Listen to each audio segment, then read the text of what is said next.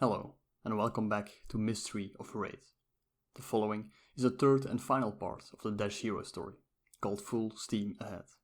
As always, this story is a property of Legend Story Studios, and I am here just to narrate it. This particular story was written by Nicola Price, with illustrations from Sam Yang. You can always find the written story at the Flesh and Blood TCG website, or through the link in the description. But now, please, enjoy Full Steam Ahead. Dash burst to the window in a shower of glass shards, stomach lurching as she fell forward, plunging through the air. With the flick of her wrist, a hook extended from her gauntlet, her fingers closing around it as it tore into the side of the building. Her body jolted as it immediately slowed her descent, sparks flying where the metal connected. Laughing wildly, she felt her heels connect with the side of the building, metal screeching as she slid down the face of the needle.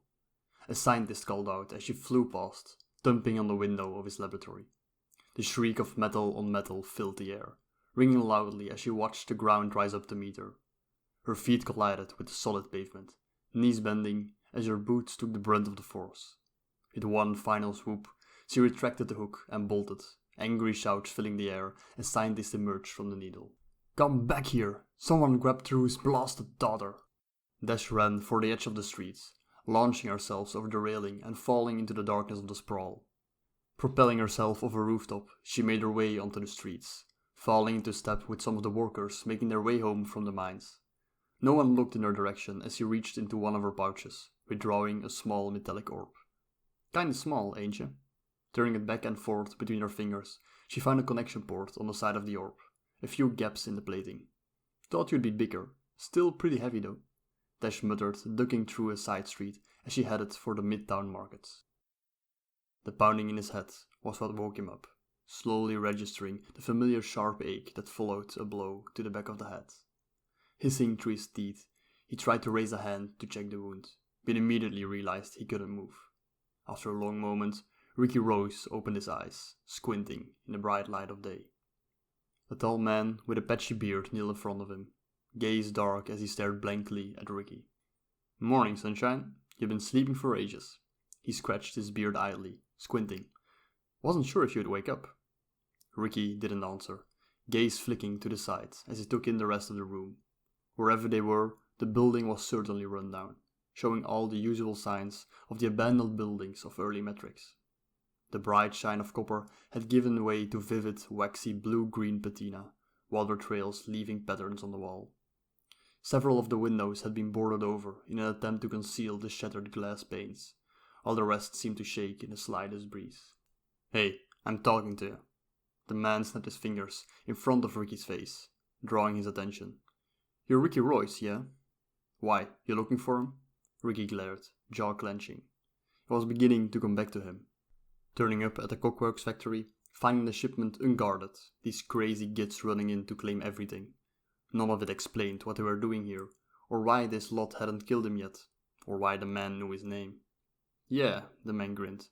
"See, we got a plan to cause some trouble for Matrix, and apparently this kid's good at that. Course, you don't know where he is. Maybe I kill you now and be done with it." Alright, Ricky rolled his eyes. "Yeah, that's me." "Good. Here's the deal." No deal." He cut the other man off, shaking his head. "You gotta show me the others first. I don't want to hear anything until I see him." The man whistled through his teeth, and a moment later the doors opened to reveal some of the other members of the man's group, each holding one of the street kids who had been part of Ricky's heist. "Where are the other two?" "That kid died at Cockworks.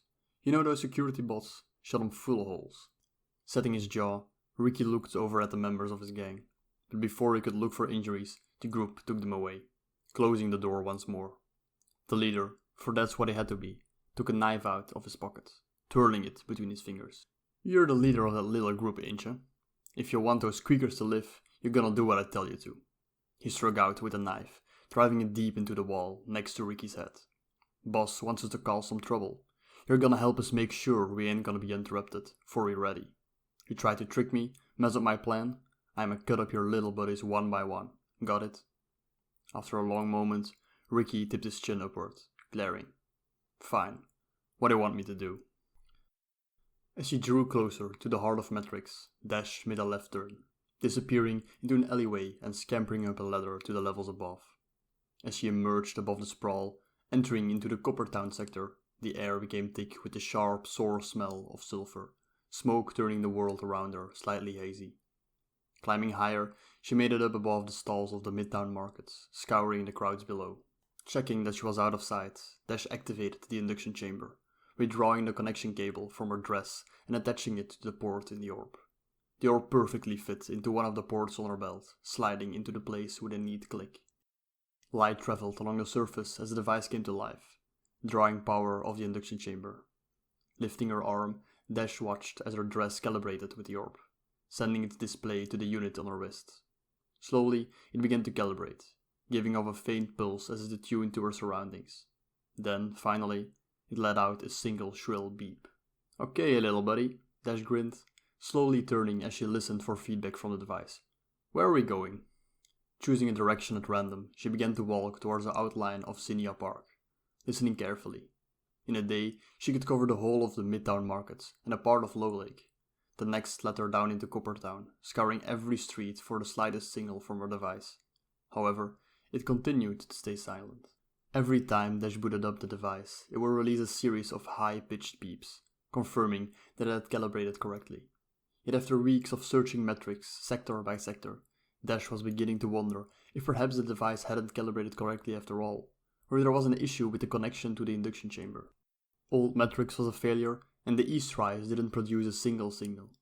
As she entered into the expanse, she was startled to discover that the orb began to signal, beeps sounding faster and faster as she drew closer to the source of the Teneton. A light blinked into existence on her display unit, flashing a faint green. On closer inspection, she discovered that it was producing 8 different directional lights, 7 of which were currently inactive. When she turned around, the light turned off, and a different one lit up instead. Now it turned to face the same direction that the other light had been pointing previously. Oh hell yeah! Holding the device out in front of her, Dash ran towards the northeast, watching as the light blinked faster and brighter with every step. Finally, she found the building, coming to a halt in front of one of the Techlo Corporation's various laboratories. Oh, right. It was the first of several, as Dash found herself pulled into multiple laboratories, peeking in the windows to discover scientists in the process of testing raw Teneton. After several long, exhausting days, Dash finally eliminated the expanse from her search, turning her attention to the sprawl far below. "At least I know it works," Dash muttered as she slunk back into her room, tossing the device onto the work table. "Where the hell are you, rat boy?" Ricky watched silently as the man unloaded several cases from Cockworks, sorting the weapons into piles. Anything explosive was placed on the main table, sorted by size and yield. Armed with the knowledge of their combined explosive power, seeing them all together made his skin crawl. They set him off by accident, we're all gonna be ashes and dust. "So, we can definitely get in through the access panel?" "Yeah," Ricky responded, rubbing a hand on his face. "We done it plenty. All you need is a driver and you can pry the scanner right off. And you're sure there ain't no guards?" "Nah, they just got a scanner for security." "Alright." The leader, Mo, lifted his bat over one shoulder. "You know what happens if you get caught." "I know," Ricky sighed. "Already said, I done it before. It's gonna work fine." "Right. Hope so. For your boys' sakes." Mo signaled the rest of the group, whistling through his teeth. "Hey, listen up. Boss wants us done neat and tidy. No fuck-ups. Better the mess, more we get paid. But any of you assholes screw up and we get us caught early, we ain't getting nothing. So get your shit together and let's move." Dash was passing through the streets of the sprawl, head bowed over her wrist display, when the device suddenly gave off a beep. She came to a standstill in the middle of the path, slowly turning as a very faint light appeared, pointing north. "Thank fuck for that," she breathed, beginning to walk in that direction. Yet as she drew closer, the light growing stronger, it suddenly switched directions, pointing west. "Don't you short circuit on me." As she turned to continue walking, it beeped loudly at her, all 8 lights flashing simultaneously. "Up top somewhere, huh? And moving fast from the looks of it." Dash craned her neck backward to look at the levels above, quickly identifying the nearest ladder. The moment she passed into the streets of Coppertown, it switched directions once more, pointing towards the center of metrics. Dash ran as quickly as she could, relying on the extra boost from the dress as she made her way through the crowded streets. Passing through Low Lake, She scrambled up a ladder, hauling herself up into the midtown markets. Here, the crowds were even more dense, as Dash struggled to slip between the masses. Squeezing between the stalls and patrons, Dash realized the device was directing her up once again. Using a nearby stall as a stepladder, she craned her neck to scan the crowds, looking for a gap in the flow of traffic. Her gaze landed on a ladder near the entrance to Goodies, leading up to the miners' walkways that connected to the Gigadrill elevator. Dash cursed under her breath as she pushed her way through the crowds, grasping onto the ladder and throwing herself onto the upper level. As she climbed higher, the signal grew stronger and stronger, leading her into the maintenance level of the Gigadrill elevator. Past the main walkways, there were few miners up here, making it much easier for Dash to follow the bright, blinking light. The device led her to one of the maintenance doors, its access panel torn off the wall. Dash quietly reached down and turned the Teneton detector off, silencing its shrill beeping. Her heart raced as she listened carefully, staring at the loose panel. Beyond the door, she could hear faint shouts and the occasional curse. Drawing in a deep breath, she wrapped one hand around the hilt of her Teklo-assigned plasma pistol. When she raised her hand, pistol at the ready, she was proud to note that her hand barely shook at all. Moving closer, she spotted someone standing near the door, just out of sight behind the pillar. The guard stood close to the edge of the metal path, gazing out over the city. With a deep breath, she dashed across the space between them and shoved, sending him flying onto the lower level. Ignoring his angry shouts, she booted the door open, pointing her pistol into the maintenance room. In front of her, 6 men burst into action, reaching for nearby weapons. In a split second, she glanced at the back wall, where she saw one man with a patchy beard standing next to Ricky, who met her gaze with a slack-jawed expression. "Grab a fucking weapon, red boy," Dash yelled, backing up as one of the men came at her with a nail-studded baseball bat. Even as she ducked, avoiding the blow, her mind dimly wondered why the man was wielding a bat, and not one of the endless varieties of cockworks or Teklo-produced weaponry. Gathering herself, she lashed out with her fists, the gauntlet deploying knuckle guards as she slammed into his jaw with a sickening crunch. He collided with the floor with a thud, yelling as he scrambled for his bat. Turning on her heel, Dash fired the pistol at a man reaching for her, narrowly avoiding the knife that he wielded with one hand. Ah shit! The shot went wider than she expected, hitting him in the gut instead of the thigh. He went down like a ton of bricks, clutching at his stomach with a weak groan.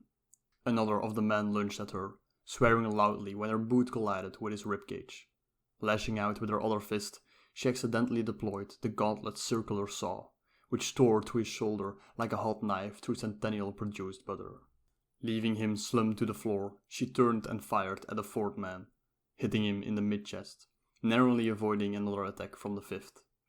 He bared his teeth at her, yelling wildly. A second later, a long copper rod connected with the back of his head, a hollow thunk echoing through the room. As he collapsed to the ground, the man revealed Ricky standing behind him, wielding the rod with a grimace. "Enough!" Mo held up the detonator, thumb over the red button. "You fuckers ain't gonna stop me, you hear me?" Dash immediately turned and dove across the room, grabbing Ricky as they soared out the open doorway. Behind them, the bombs detonated, her dress immediately responding to the shockwave by deploying a dissipation shield. The shockwave sent them both straight over the edge, plummeting to the ground below.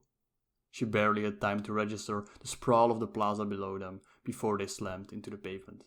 For a moment, everything was still, her ears ringing as Dash pressed her face against the cool stone earth. With a groan, she slowly pushed herself up onto her hands and knees, looking at Ricky just next to her. The shield faded away as he stood, wavering slightly on his feet.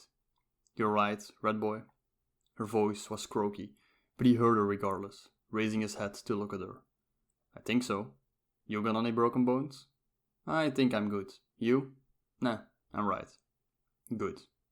They got to their feet, looking up at the silhouette of the Gigadrill elevator. High above them, near the top of the Gigadrill, the plasma flared wildly, bolts of light arcing between the metal as molten plasma dripped down the side of the structure. Des looked across the plaza at the miners' entrance to Pit 3, watching them spill out of the elevator in a frenzy. The light flared, a deafening shriek filling the air as the metal skeleton of the Gigadrill warped seemingly instantaneously. Energy raced down the face of the structure, crackling loudly as it collided with the outer edge of Pit 3. With a thunderous crack, the main body of the gigadrill parted in two, its halves whining as they separated, bending toward the nearby buildings of the expanse. The maintenance level crumbled, pieces of foundation and glass tumbling to smash on the pavement below. With that, the gigadrill shuddered to a stop, and the plaza became quieter than Dash had ever heard it. Well, shit, Ricky whistled, shaking his head. Thanks, Tex. Wouldn't have wanted to be up there. He turned to look at her, eyebrows furrowed. That your suit? Dash laughed breathlessly, gesturing to the chest plate. Yeah, you're looking at the final design of the dress. We were lucky I decided to incorporate a shielding module. With a dry chuckle, he shrugged. Well, I take it back. That's pretty cool. They turned to look at the midtown markets, watching as people emerged to look at the remains of the gigadrill. You had guys with you for the heist, right? They weren't up on the maintenance level, were they? Nah, I was the only one that went with him for that. Ricky frowned, running a hand through his hair. They're still back with the rest of that group. Said we'd all be let loose once the job was done. You know where they are? Yeah, paid attention when we left. Old building on the outer limits, just past the junkyards. We gotta go now, Tex. There's still some of those men with him, and I don't trust that they won't just decide to kill them off. Let's go then. Probably best we get away from this anyway. Ducking between the stalls, they hurried off, turning their backs on the twisted remains of the gigadrill, smoke rising behind them.